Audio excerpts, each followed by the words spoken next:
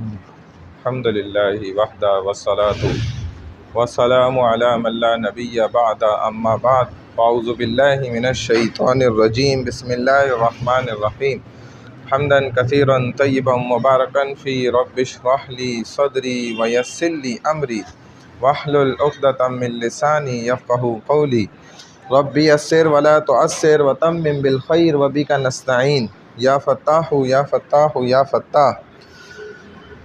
اللہ سبحانہ و تعالی فرماتے ہیں، بڑی اہم آیت ہے اور ہمارے لیے بہت زیادہ نافع ہے، نفع بخشنے والی۔ ان الذین یکتمون ما انزلنا من البینات والہدی صدق اللہ العظیم۔ بے شک وہ لوگ جو چھپاتے ہیں ان چیزوں کو جو ہم نے نازل فرمایا کتاب میں سے، اور آگے اللہ اسی کا جواب دیتے ہوئے فرماتے ہیں کہ اولئک الذین لعنہم اللہ، کہ اللہ کی ان پر لعنت ہے، والناس اجمعین، یہ بھی آگے فرمائے، والملائکۃ والناس اجمعین، فرشتوں کی بھی لعنت ہے اور سارے کے سارے تمام انسانوں کی بھی لعنت۔ عجیب، اللہ سبحانہ و تعالیٰ نے صرف علم کے چھپانے پر جو ہے نا، یعنی کہ اگر ہم دین کی محنت کا کام کرتے ہیں تو ہم چھپانے والوں میں شامل نہیں ہوئے، اور اگر ہم دین کی محنت کے کام کو ترک کر دیتے ہیں تو اس کا مطلب ہے کہ ہم علم کو چھپانے والے لوگ ہیں۔ اب چاہے وہ عالم ہے یا غیر عالم، کوئی بھی ہو سکتا ہے۔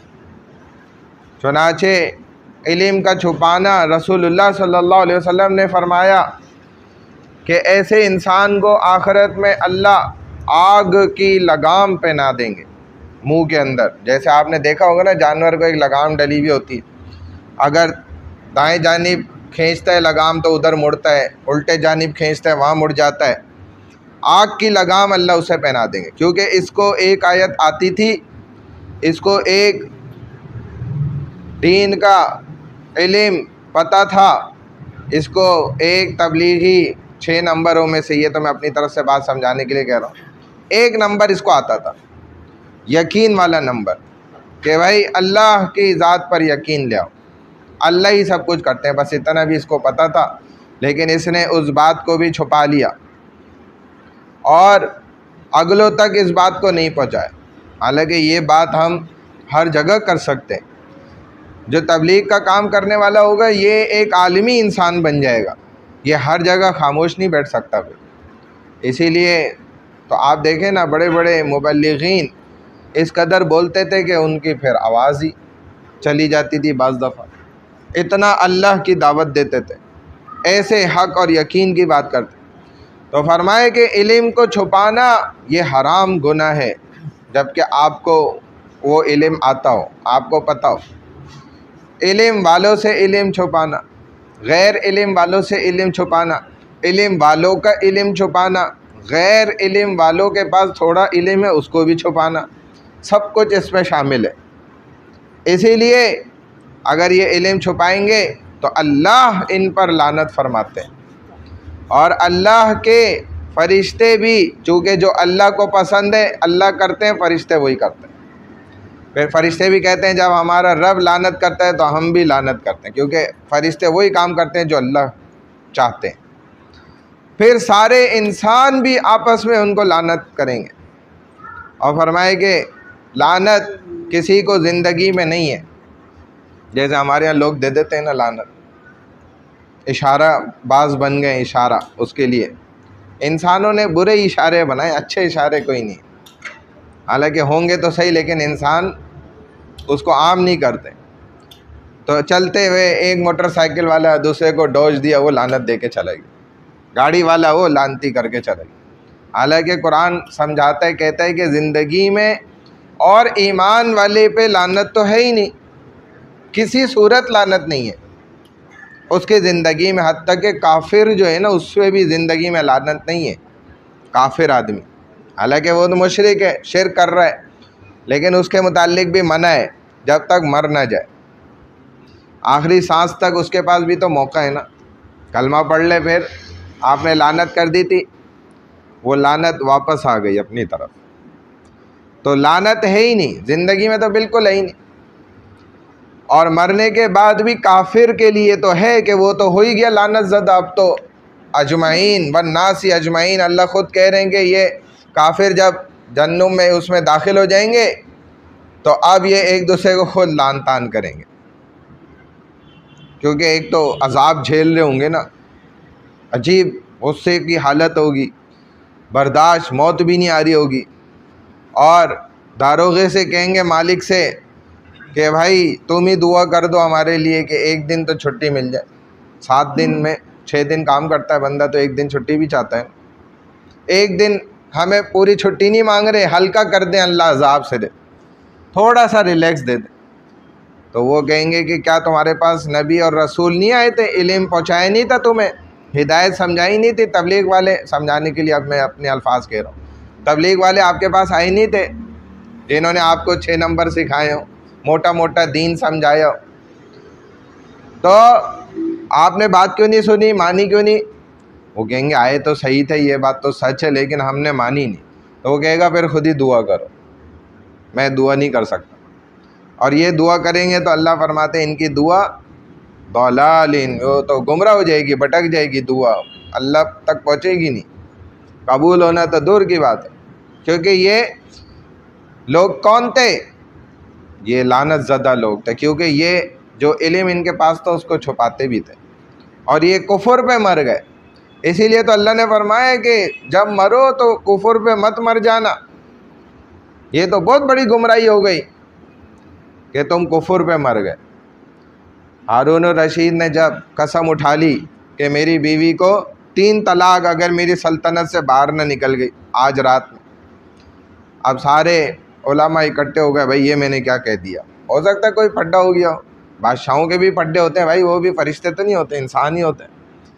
ہو سکتا ہے لڑائی ہو گئی، بڑے بڑے لوگوں کی لڑائیاں ہو جاتی ہیں، اور میاں بیوی کی لڑائی انوکھی ہوتی ہے، الگ ہوتی ہے بالکل. تو اس لڑائی میں کہا جاتا ہے کہ صرف وہ بندہ بیچ میں پڑے جس کو بیچ میں ڈالا جائے، اور صرف صلح کرنے کے لیے بیچ میں آئے، بس جدائیگی کرنے کے لیے کبھی بیچ میں نہ آئے. مر جائے لیکن بیچ میں نہ آئے کبھی، بھائی علیحدگی کرنی ہے بیچ میں آ جاؤ، نہیں بھائی معذرت. ہاں جوڑ کرنا ہے، آپس میں صلح کرنی ہے تو میں تیار ہوں، جھوٹ بھی بول دو کچھ جگہوں پہ صلح ہو جائے. ایسا نہیں بولو کہ کل کو وہی جھوٹ ذریعہ بن جائے طلاق کا، یہ تو اس نے تو یہ بولا تھا، تم نے تو یہ کر دیا. اس کو بتا بھی دو بھائی میں نے یہ بات کری ہے، لہذا آپ نہیں کبھی منہ کھول دینا غلط طریقے سے، سمجھداری سے کام. تو جوڑ کرنے کے لیے تو بیچ میں پڑے، ثالثی ہو منصف بنے، ورنہ توڑ کرنے کے لیے کبھی. دونوں کو اپنے حال پہ چھوڑیں، وہ اکثر میاں بیوی آپس میں خود ہی سیٹلمنٹ کر لیتے ہیں، آپس میں خود ہی صلح کر لیتے ہیں. اللہ نے ایسا رشتہ بنایا. تو فرمائے کہ 3 طلاق اگر میری سلطنت سے باہر نہیں نکلے. اب علماء سر جوڑ کے بیٹھے ہیں کیا بول دیا بھائی، کیونکہ مولوی یاد بھی اینڈ ٹائم پہ ہی آتا ہے، جب سب کر گزرتے ہیں نا اس کے بعد مولوی صاحب یاد آتے، اس سے پہلے یاد نہیں آتے. اب وہ کہا کہ بھائی یہ تو مسئلہ سمجھ ہی نہیں آ رہا. بادشاہ نے بولا بھائی دیکھو امام صاحب، امام ابو حنیفہ رحمہ اللہ، ان کا کوئی شاگرد ہو اس کو لاؤ. امام ابو یوسف رحمہ اللہ ان کے شاگرد تھے، ان کو بلائے. انہوں نے آگے جیسے ہی مسئلہ سنا بادشاہ کا، انہوں نے فوراً جواب دے دیا. کہا بادشاہ سلامت، آپ اپنی بیوی کو مسجد میں داخل کر دیں، طلاق نہیں ہوگی. اب سارے علماء گھورنے لگ گئے، یہ کیا بات کہہ رہے ہیں ایک دم. تو انہوں نے آیت پڑھی وَأَنَّ الْمَسَاجِدَ لِلَّهِ، بے شک ساری کی ساری مساجد کس کی ہیں؟ اللہ کی ہیں. چاہے کتنی بڑی سلطنت پوری دنیا کی بادشاہت کسی کے پاس آ جائے، لیکن مساجد اس کی بادشاہت سے باہر ہیں. مساجد اور مسجدوں کے اندر کسی انسان کی کوئی بادشاہی نہیں ہے، نہ کسی امام صاحب کی بادشاہی ہے، نہ کوئی مقتدی صاحب کی بادشاہی یا بدماشی ہے، نہ اعتکاف والوں کی ہے، نہ رمضانی ساتھیوں کی ہے، رمضانی مہمانوں کی ہے، نہ ہی سالانہ جو گھر کے اپنے لوگ ہیں مسجد والے ان کی بھی نہیں ہے، اہل محلہ کی بھی نہیں ہے، صدر معتمم اور ناظم کی بھی نہیں ہے، نہ جوانوں کی ہے، نہ بچوں کی ہے، نہ بڈھوں کی ہے. کسی کی کوئی بدماشی اور سلطنت کوئی یہ نہیں کہہ سکتا یہ میری جگہ ہے میں ادھر بیٹھتا ہوں، ادھر میرا نام لکھا ہو۔ یہ تو منع کیا ہے نبی علیہ الصلوۃ والسلام۔ لوگ جانتے ہی نہیں ہیں مسئلے، کیونکہ سیکھتے ہی نہیں ہے، پڑھتے ہی نہیں ہے۔ منع کیا، ایک اللہ والے کو ایسے نکال دیا، مسجد پیچھے چلنے لگ گئی ان کی، اور وہ آج تک وہ جگہ مسجد اس جگہ موجود ہے۔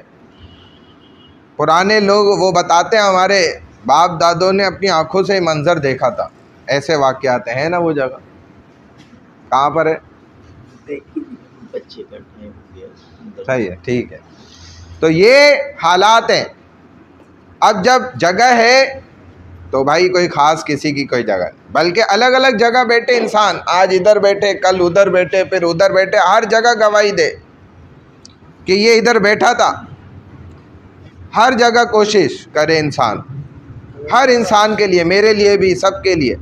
تو فرمائے کہ مسجد کیا ہے، اور ادھر کسی کے عمل کو نہ دیکھے، بھائی وہ کیا کر رہا ہے، یہ ایسے کیوں کر رہا ہے، وہ یوں کیوں کر رہا ہے، بھائی ادھر دیکھے بس۔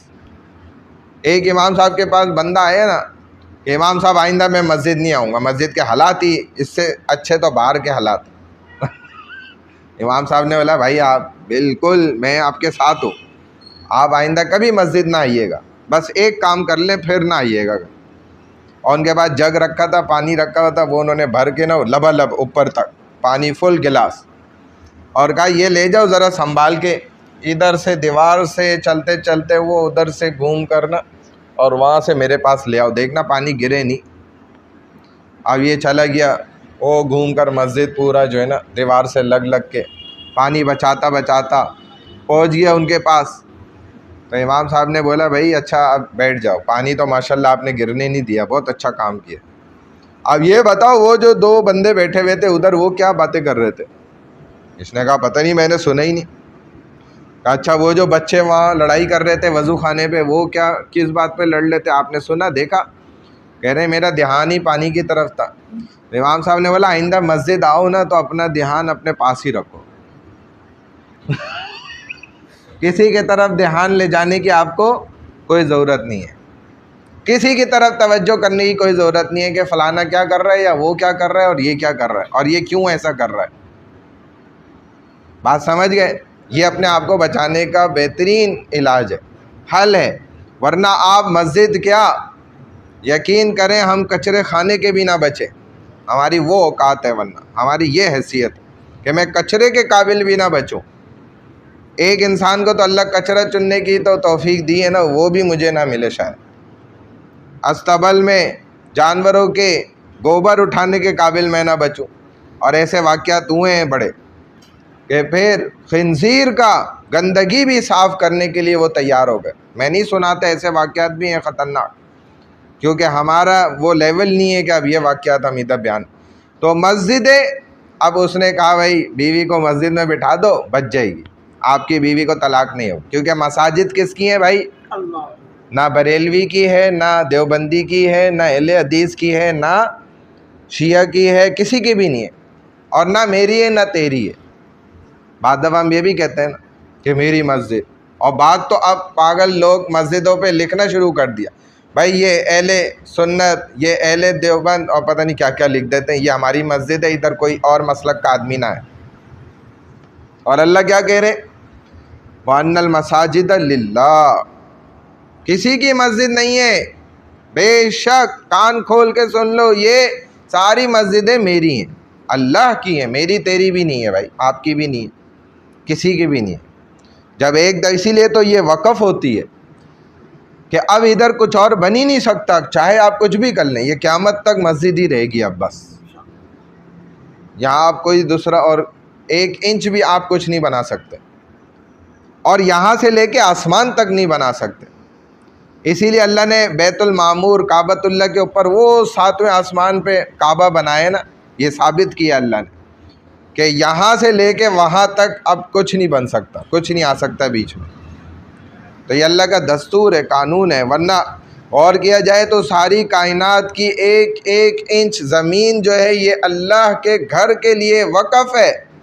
یہ تو اللہ نے ہمیں اجازت دے دی کہ چلو تم بھی اپنے گھر بنا لو، فیکٹریاں بنا لو، دکان بنا لو، یہ اس کے لیے پلاٹنگ کر لو، یہ کر لو، وہ کر لے، تو اللہ نے اجازت دی۔ ورنہ اللہ کی ساری یہ زمین اللہ کی ہے، بہرحال موضوع کہیں اور جا رہا ہے. تو وہ فرمائے مسجد میں بیوی کو بٹھا دو. اب وہ کتنا خوش ہوا ہارون الرشید کے دیکھو ایک مسئلہ کتنے علم والے نے بتا دیا. اگر یہ چھپا لیتے, اس وجہ سے علم چھپانا کہ بھائی اس کو پتہ نہ چل جائے, یہ بھی فائدہ نہ اٹھا لے, یہ بھی گناہ ہے. اور یہ دنیا کے کاموں میں معاملات میں بہت زیادہ ہوتا ہے. ہم بھی کر رہے ہوتے ہیں کہ بھائی یہ تجربہ اس کو نہیں دینا ہے, سائڈ پہ ہو جاؤ, ادھر ہو جاؤ, اس کو نہیں بتانا, اس کو نہیں سکھانا ہے. پھر کل کو یہی جو ہے نا آپ کو نکلوا دے گا. سمجھ رہے ہیں نا, یہ ہوتا ہے. یہ دنیا کے کاموں میں بھی ہو رہا ہے, دین کے معاملات میں بھی ہو رہا ہے. اور یہ گناہ ہے, حرام گناہ ہے, یہ چھوٹا گناہ نہیں ہے. اپنے علم کو چھپانا, چاہے دنیا کا ہنر ہے, سکھاؤ, اللہ آپ کو اور آگے بڑھائیں گے. جو سکھاتا ہے وہ آگے بڑھتا ہے, جو چھپاتا ہے وہ ذلیل ہو جاتا ہے. تو ہارون رشید نے اپنی بیوی کو نہ خوشی خوشی, وہ تو خوش ہو گیا, مسجد میں بٹھا دیا. پھر ہارون رشید نے اعلان جاری کرایا, اسی وقت اعلان کیا, بھائی میرا لیٹر ہیڈ لے آؤ بادشاہوں والا, اس پہ لکھو بھائی یہ آج سے امام ابو یوسف رحمہ اللہ چیف جسٹس ہیں ہماری ملکیت کے اندر, ہماری سلطنت میں. پہلے کہتے ہیں چیف جسٹس یہ بنے. پھر دوسرا اعلان جاری کیا کہ ان کو 1,00,000 دراہیم ابھی فوری فی الفور ان کے گھر پہنچائے جائیں.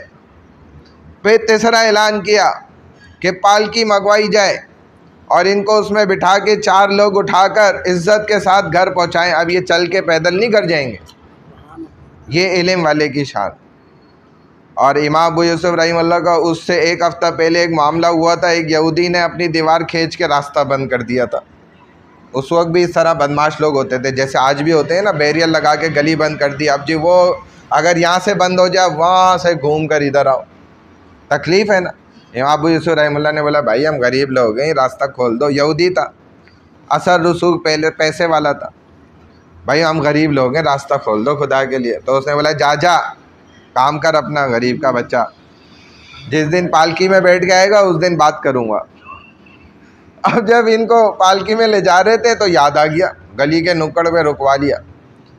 وہ آ گیا یہودی, جیسے اس نے دیکھا ارے یہ بادشاہ کے وزیر, یہ 4 خادم خاص لباس میں, اس کو پالکی میں, بادشاہ کی اتنی خاص پالکی جس میں تو بادشاہ اور ملکہ اور خاص الخاص اسپیشل لوگوں کے علاوہ کوئی سفر ہی نہیں کرتا.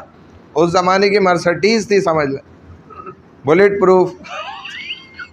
یہ کیسے؟ تو وہیں بولا ادھر ہی رکھو, وہیں رکھی. انہوں نے اتر کے بولا ہوں پالکی وچ آ گیا, اب اپنی دیوار سیدھی کر دو. تو اس نے بولا جی سرکار بالکل, بہت معافی چاہتا ہوں, میں ابھی دیوار ٹھیک کرتا ہوں اور راستہ کھول دیتا ہوں. اللہ دیکھو کیسے لے کر آ گئے پالکی میں ان کو. تو یہ علم ہے, اگر چھپا لے گا تو وبال کمائے گا, اور اگر کھل کے بتائے گا. اور کیسے بتائے گا بھائی؟ جب اللہ کے راستے میں جڑ جائے گا, نیکی کے راستے پہ جڑے گا, جمے گا, تو لوگوں کو سکھا سکے گا نا. اب میں جو اتنی بات آپ کے سامنے کر رہا ہوں, یہ کوئی میں خود کر رہا ہوں نہیں, یہ اللہ کی توفیق سے کر رہا ہوں. یہ اللہ نے ہمیں بھی جو یہ بولنے کا انداز دیا تو یہ اس راستے کی برکت سے ملا, ہمارے اساتذہ کی رحمت اور برکت سے ملا کہ ہمارے یہاں یہ مزاج بنایا گیا کہ بھائی علم سیکھنے کے ساتھ ساتھ بولنا بھی, اس کو سمجھانا بھی آ جائے.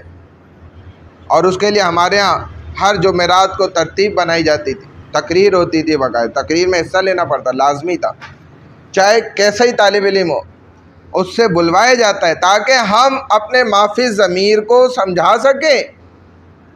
یہ علم صرف چھپانے کا نام تھوڑی ہے, علم تو پھیلانے کے لیے, سمجھانے کے لیے.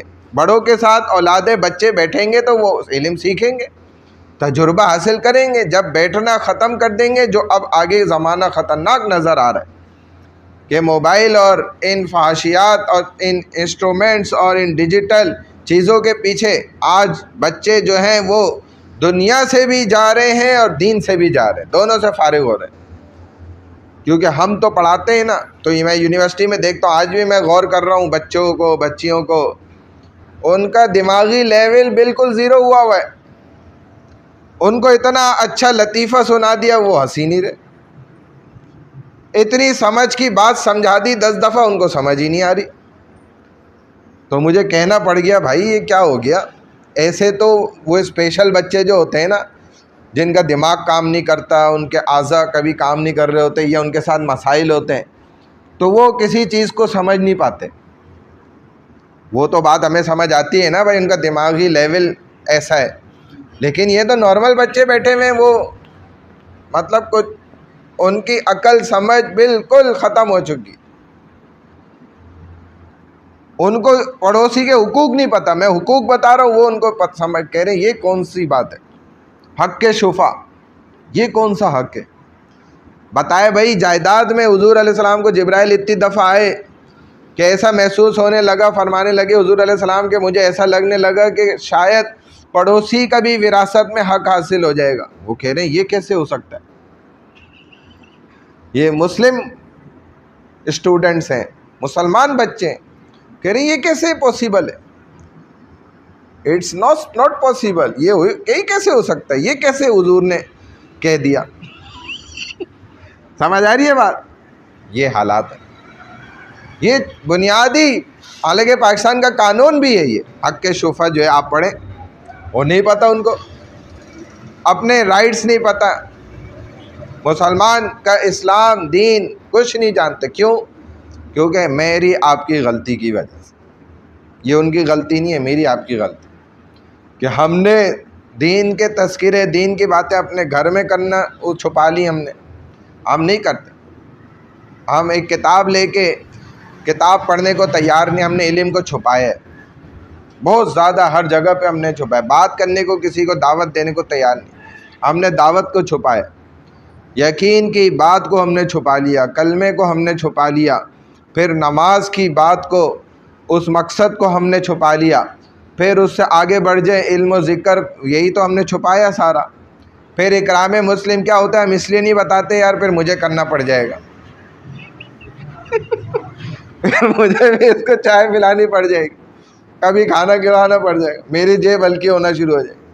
پتہ نہیں, ہر ایک کی اپنی اپنی مجبوری ہے, وہ اس وجہ سے نہیں کرتا. حالانکہ یہ وجہ نہیں ہے علم کو چھپانے کی.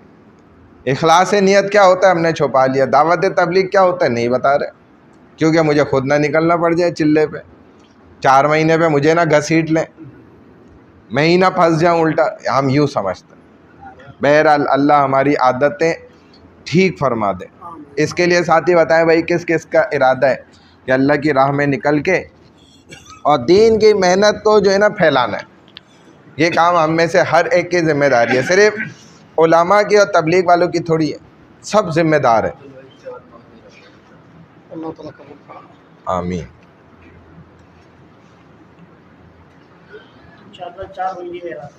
ماشاء اللہ.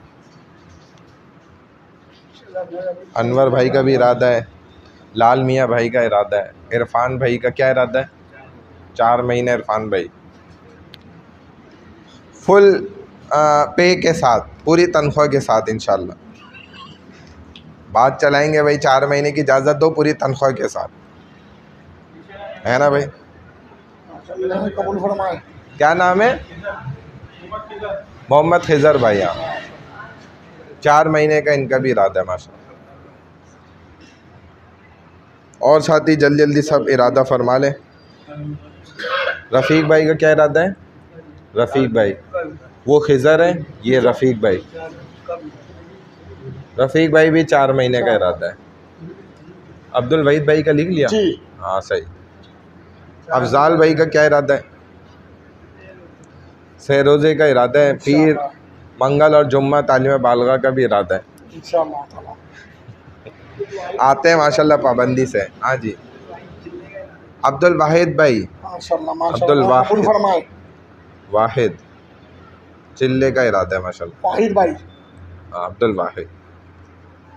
جو ہمارے مسجد کے اعمال ہوتے ہیں نا ان میں بھی جڑنے کا اہتمام کریں. تعلیم کا سلسلہ ہوتا ہے, مشورہ ہوتا ہے, پھر ایسے ہی جو ہے نا بدھ کا گشت ہے, پھر اسی طرح جمعرات جیسے کل شب جمعہ کا اہتمام ہے, پھر ہر مہینے کا سہروزہ لگانا, گھروں میں تعلیم کرنا, پھر مستورات کو بھی دین کے ساتھ جوڑنا. جیسے آپ کو مجھے تو تھوڑا دیکھو سمجھ آ گئی نا, باتیں سنی اور ہر ہفتے سنتے ماشاءاللہ. اب خواتین اگر نہیں سنیں گی تو سن ہو جائیں گی بالکل, پھر وہ آپ کی بھی نہیں سنیں گی ایک وقت آئے. تو سنانے کے لیے بھائی یہ دین کے ساتھ جوڑنا ضروری ہے تاکہ تعلق کیا رہے، قائم رہے۔ تو مستورات کے کام کی ذمہ داری بھی ہم ہی مردوں کے ذمہ ہوتی ہے۔ ہر مرد ادھر ارادہ کر لے، اگر 15 لوگ بیٹھے ہوئے سمجھ لو 15 خواتین کا خاندان درست کر سکتے ہیں۔ اپنی اپنی عورت کو دین کے کام کے ساتھ جوڑ دیا، بھائی تم نے بھی جو ہے دین کی محنت میں لگنا ہے، آس پڑوس میں بھی سمجھانا ہے سب کو، کیونکہ اگر عورت دیندار بن جائے گی تو سمجھ لو خاندان بدل جائے۔ آپ کے بدلنے سے آپ چلے پہ جائیں گے، لوگوں کو فائدہ ہوگا، لیکن آپ کے پاس اتنا وقت نہیں کہ آپ ہر وقت جو ہے نا میل جول کریں۔ کام پہ گئے ادھر بات کر لی، لوگوں کو دعوت دے دی، لیکن عورت وہ پورا دن عورتوں سے مل رہی ہے، جل رہی ہے، ادھر ادھر جا رہی ہے، اس کا زیادہ اٹریکشن ہے خواتین کے ساتھ، ایک سے اگلی دوسرے کو بات پہنچاتی ہے۔ یہ ان کے اندر بڑا زبردست ایک کام ہے، اتنا مرد نہیں پہنچاتے، مرد اپنی حد تک رکھتے ہیں، ایک نے دوسرے کو بتا دیا بس وہیں بات ختم ہو گئی۔ ادھر سے ماشاءاللہ اس کو بتاتی ہے کہ آگے نہیں بتانا، وہ آگے بتاتی ہے کہ آگے نہیں بتانا، وہ آگے بتاتی ہے آگے نہیں اور یہ سلسلہ الحمدللہ ایسے ہی پھیلتا جاتا ہے۔ اور دین کے کام میں تو وہ کبھی یہ نہیں کہتی کہ آگے نہیں بتانا، تو کہتی کل کے بتانا۔ تو بہرحال اللہ ہمیں اس کی بھی توفیق دے کہ اپنی خواتین کو بھی دین کے ساتھ انشاءاللہ ہم نے جوڑنا ہے۔ اللہ عمل کی توفیق عطا فرمائے۔ سبحان اللہ و بحمدہ، سبحانک اللہم و بحمدک، نشہد ان لا الہ الا انت، نستغفرک و نتوب الیک، نستغفرک و نتوب الیک، نستغفرک و نتوب الیک، برحمتک یا ارحم الراحمین۔